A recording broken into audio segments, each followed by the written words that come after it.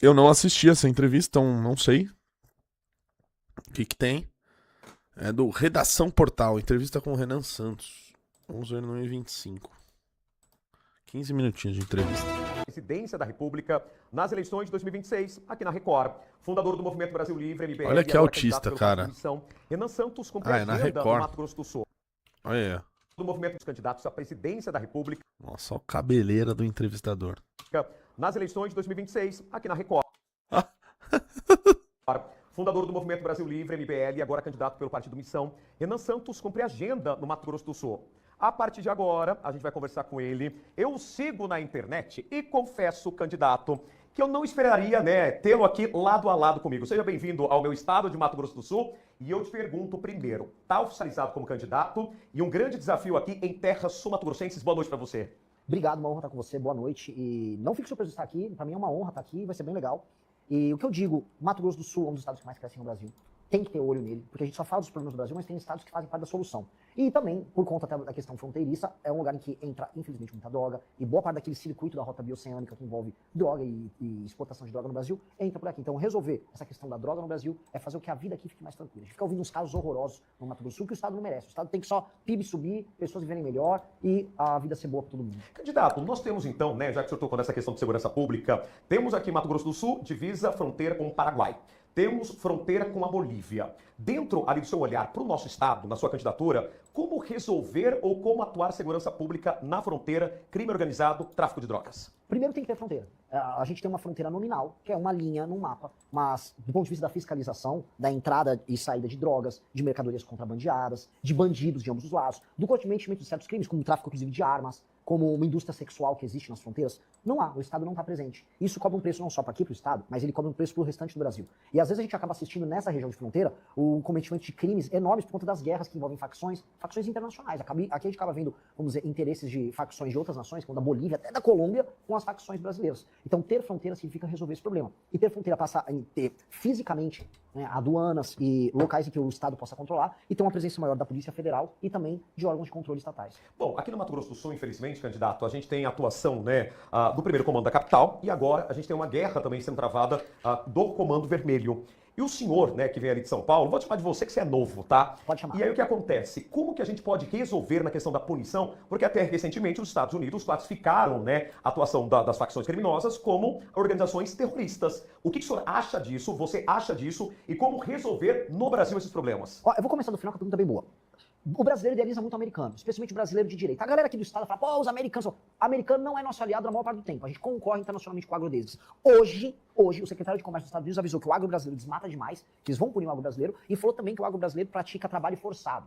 Ou seja, eu não tô, o único que foi criminalizado de verdade por enquanto foi o agro brasileiro. A gente vai destruir o crime organizado fazendo um enfrentamento interno. Imaginar que os Estados Unidos vão salvar a gente, primeiro, é negar então a nossa capacidade de enfrentar o problema, e dois, é entregar para uma nação estrangeira o interesse de tocar as nossas questões internas. Isso é humilhante. Quem vai resolver o crime organizado precisa ser o Brasil, e o Brasil tem condição, se a polícia tiver condição de agir. As polícias estaduais, a própria Polícia Civil e a Polícia Federal. Se nós acabarmos com a lei de execução penal hoje, em que o policial prende e o juiz solta, nós destruímos o crime organizado no Brasil. E não precisa de Donald Trump. Até porque o Donald Trump não é nosso amigo. Donald Trump não gosta de brasileiro. Ele gosta dos aliados que puxam o saco dele. Se perguntar pra ele, vi um brasileiro, ele manda deportar aqui dos Estados Unidos. Então a galera tem que perder essa ilusão que os americanos nos amam. Eu estive já na Casa Branca, eu tenho muitos amigos dentro do governo americano, viajo regularmente para falar de política com americanos e sei da opinião deles sobre a gente. Eles cuidam dos interesses dele. Então na hora do brasileiro cuidar do próprio interesse e não ficar puxando o saco desses caras. E aí, né, na hora que a gente fala sobre essa questão norte-americana, né, na interferência ao nosso governo brasileiro, eu tenho uma curiosidade que eu acho que quem está em casa no público do Mato Grosso do Sul quer entender quem é o candidato. Você tem uma linha mais, né, ligada ali ao pensamento de direita, de esquerda, de extrema direita, ao lado ali do pensamento de Trump também. Aonde que está o posicionamento do candidato? Sou de direita.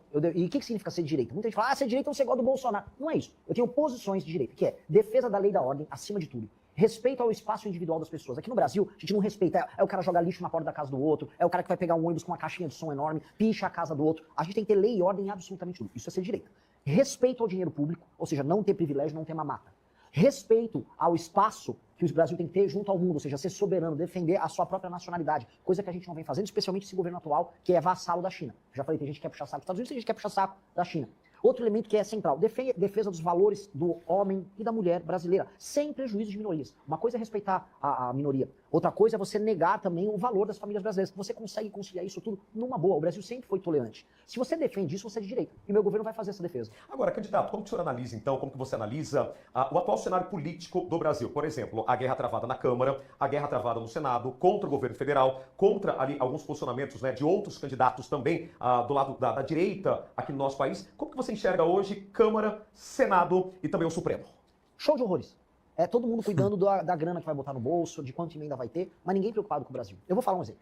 Você tem que avaliar um político, e essa é uma regra que eu deixo pra todo mundo que tá assistindo em casa. Avalie o político na hora que ele propõe algo que é impopular. Então, direita e esquerda só sabem hoje falar o que é popular. Então veio a pauta da PEC, do fim da escala 6x1. Ela é popular porque estão enganando as pessoas, fazendo as pessoas acharem que elas vão trabalhar menos e ganhar mais. Isso é mentira, isso não vai acontecer. A esquerda botou pra votar, a direita votou junto. Ou seja, quando eu avalio os políticos de direita em Brasília, eles votam com a esquerda com medo de perder popularidade. E mesma coisa a esquerda quando vem uma outra pauta que é popular. Ou seja, ninguém tem um lado de verdade, ninguém acredita em nada. Todo mundo preocupado com voto, com eleição e com emenda. É todo mundo falso. Então eu pergunto para os parlamentares de direita aqui do Mato Grosso do Sul que estão lá em Brasília. Por que eles votaram com a esquerda nesse tema? Por que eles vão quebrar os agricultores, o pessoal da indústria do comércio daqui? Teve medo de falar para o eleitor, é mentira o que estão fazendo? Eu não gosto disso. Eu pretendo ser presidente da República falando a verdade. Vou perder voto, paciência. Nem Jesus Cristo agradou todo mundo, quem sou eu para achar que eu vou agradar? Agora, falar a verdade para as pessoas que acreditam nas mesmas coisas que eu é minha obrigação. E tem que ser assim com o político bom. Agora, candidato, você sabe uma coisa que me chamou a atenção, né, para quem tá me acompanhando aqui pela TV NS Record? Quando você chegou e entrou aqui, primeira coisa que eu te perguntei, eu falei assim, você tá bebendo tereré? Porque da onde você nasceu e onde você tá hoje, eu acho que não é comum tereré. E tereré é uma cultura nossa aqui, paraguaia também, né? Você bebe tereré, já tá se familiarizando com a nossa terra, com a Mato Grosso do Sul. Sim, e vamos fazer uma brincadeira legal sobre isso. O Mato Grosso do Sul surge muito de uma migração paulista no período das monções, pós-bandeiras. Então, nós, no fundo, fazemos parte da mesma cultura. E aqui tem essa adaptação indígena, uma adaptação diferente do uso do mate, e é deliciosa. E a primeira vez que eu vim pra cá, eu conheci o tereré, eu ganhei tererés paramentados com o logotipo do nosso grupo, do movimento, e eu tomo, quando eu faço churrasco em São Paulo, assim como em dia frio, eu tomo chimarrão lá dos gaúchos. Eu adoro, acho mate maravilhoso. E fico muito triste que o mundo não toma tanto mate quanto o Brasil e a Argentina tomam. E o Paraguai também. E é saudável, né? Muito. É saudável, é saudável. Você sabe uma outra curiosidade que eu tenho, candidato? Eu tava acompanhando suas redes sociais, você é muito forte na internet, e o teu desafio é convencer a juventude que está na internet e convencer o senhorzinho ou a senhorinha que está me assistindo pela televisão aberta. Qual que é a Desculpa, o cabelo dele de Zé Bonitinho é muito engraçado, cara. Mas assim, grande entrevistador, tá? Máximo respeito. comunicação, né, de um candidato à presidência jovem que está ali, né, diante de vários desafios econômicos, social, do agronegócio, política externa e interna do nosso país nesse momento? Essa é a pergunta de $1 trilhão, porque se eu souber responder, eu ganhei a eleição, né? O que eu sei é que a gente já convenceu os jovens, eu tô primeiro entre os jovens desses 24 anos, e eles estão convencendo seus pais e seus avós.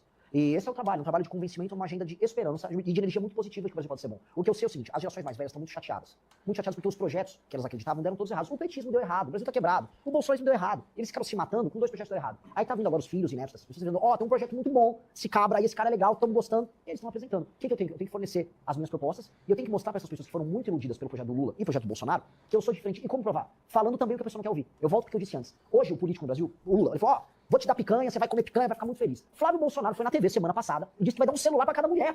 Como é que o cara, um celular, não dá, não tem dinheiro. Isso custa mais de 100 bilhões de reais por ano. Nós não temos esse dinheiro. Ele prometeu, ele tá mentindo. Então um promete a picanha, outro promete o celular. Se eu fosse um político picareta, eu falava, agora eu vou prometer um carro pra todo mundo. Pronto, invento aqui. Eu falei, não vai ter nem picanha, nem celular. Eu vou fazer todo mundo participar dessas reformas e a vida depois de 1, 2 anos vai melhorar. Mas vai melhorar pra sempre. Não pra fazer voo de galinha, que melhora um pouquinho e depois quebra. E isso é ser sincero, e isso é falar com pessoas que já foram tão machucadas pela mentira dos candidatos. Candidato, a gente infelizmente ocupa um ranking, né? O senhor falou na questão das mulheres, um dos rankings que a gente não gostaria de participar, que é no número de mortes de mulheres, crimes de feminicídio. Eu confesso que eu vi um recorte seu, na internet, a gente pode, infelizmente, né, levar pro rumo que a gente quiser. Mas eu vi uma fala sua que é o seguinte, olha, qual que é a penalidade, no teu ponto de vista, para quem é estuprador? Olha, qual que é a penalidade de uma pessoa muito malvada, né, que comete um crime, por exemplo, de um estupro de vulnerável, uma morte ali, um crime de feminicídio? Eu quero saber a sua opinião agora, te conhecendo pessoalmente, porque eu quero entender também, será que a gente está parado no tempo? Será que as nossas leis são brandas? Será que teu discurso também não é um discurso tópico em relação a crimes de graves que assustam a todos nós? Na verdade, não. Na verdade, o que eu estou propondo é só o que os países desenvolvidos e os países que têm menor taxa de crime fazem, que é eliminar a impunidade. Os bandidos têm 2 meios. Você consegue convencer um bandido a não cometer um crime se ele souber que, se pego, ele vai ficar muito tempo na cadeia ou vai morrer. E 2, a certeza de ser pego. É assim que você consegue parar o criminoso. Até que você construa uma cultura de confiança, em que as pessoas não precisem ter medo para fazer o que é certo. Para fazer isso, primeiro você vai ter que fazer uma terapia de choque. E a terapia de choque passa em aumentar as penas e aumentar a capacidade do Estado em pegar o bandido. Você tem muita violência contra a mulher de toda a natureza que sequer ela é denunciada pelas mulheres. Hoje você tem uma cultura em que às vezes a mulher acaba aceitando a violência dentro de casa. E tem além da violência contra a mulher, um outro tipo de violência que ela está sendo menos falada, que é a violência contra a criança. Porque o mesmo marido abusivo que bate na esposa, eventualmente leva a óbito uma esposa, pode ser o marido que abusa sexualmente das meninas. Tem casos horrorosos no Brasil que não são denunciados. E o Estado tem que estar presente nisso para ver a denúncia, e depois da denúncia, a punição, e quando punido, que ele fique muito, muito tempo na cadeia, que ele não saia. Então essa é a jornada que a gente tem que construir, que é a jornada do fim da impunidade. Eu fui perguntado por uma grande emissora de TV, e eu saí hoje nela, perguntaram, olha Renan, aumentou o feminicídio, aqui tá a mancha por estado do feminicídio. Pois bem, ela é igualzinha do homicídio. Ela é igualzinha de outros crimes violentos. Ou seja, os estados brasileiros que permitem que pessoas morram, também vai permitir que mulheres, em geral, morram mais. Por quê? Porque são estados que trabalham mais com impunidade. E os estados que combatem mais impunidade, você também tem menos feminicídio. Então a correlação é direta. Onde você tem mais impunidade, mais mulher vai sofrer. Candidato, eu vou emendar também, né, uma outra situação que tem preocupado muito. Você falou que a maior parte do seu público, se não ali 80%, 90%, eu não sei qual é o percentual, são jovens. Vamos falar um pouquinho de bets? Opa, Né? Esta questão também é algo que você pensa na sua demais, candidatura né? para a presidência, para mexer na ferida, porque assim, de cara, dá para perceber que é um vespeiro. Mexer em bets é um vespeiro. Tá preparado para isso? Tô e eu vou proibir as bets no Brasil. Você vai proibir? Totalmente. Eu já tentei pensar, será que existe um meio alternativo? Tudo termina em lavagem de dinheiro, em compra de parlamentar e evasão de divisas, ou seja, dinheiro sendo mandado para um paraíso fiscal, em geral ligado a mafioso russo, gente da pior tipo. Pra que serve uma bet? O que a gente ganha? Se a pessoa tem o dinheiro dela e ela gastou com qualquer coisa, ela movimentou a economia. Na bet ela vai lá, faz uma aposta online, o dinheiro vai parar no paraíso fiscal para um mafioso. O que o Brasil ganha com isso? Outra coisa, os brasileiros estão viciados em bet, viciados em tela de celular. Tá fazendo mal pra cabeça dos brasileiros, tá tendo vários problemas, vários transtornos estão surgindo. Eu não vejo nenhuma alternativa além de proibir bet. Essa é muito impopular com muita gente, mas fazer o quê? Eu preciso falar a verdade. Candidato, falando em bets e os programas sociais, permanecem no seu governo? Permanecem, mas mudam. Vai ter Bolsa Família? Vai, para quem precisa. A diferença do veneno pro remédio é só a dose.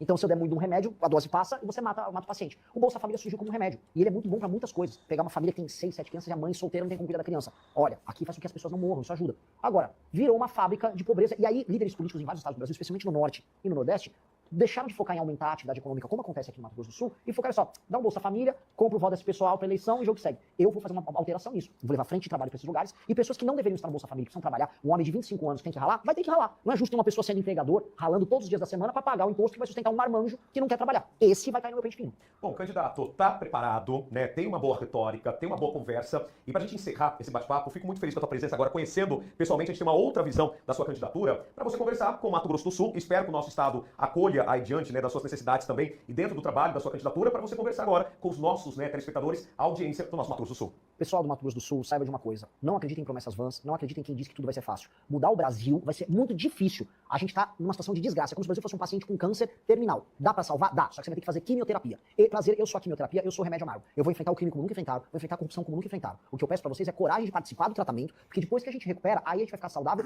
por muito, muito tempo. Acreditem, o futuro do seu estado, o futuro do Brasil é glorioso. Não adianta a gente ficar vendendo o futuro, tocando ele a troca de promessa vazia, enquanto o presente fica uma desgraça, tá? Não caiam em conversa mole, ouçam as pessoas que dizem que o caminho é difícil e parem de ouvir as pessoas que te prometem as picanhas e os celulares de graça. Essas aí, em geral, costumam te enganar.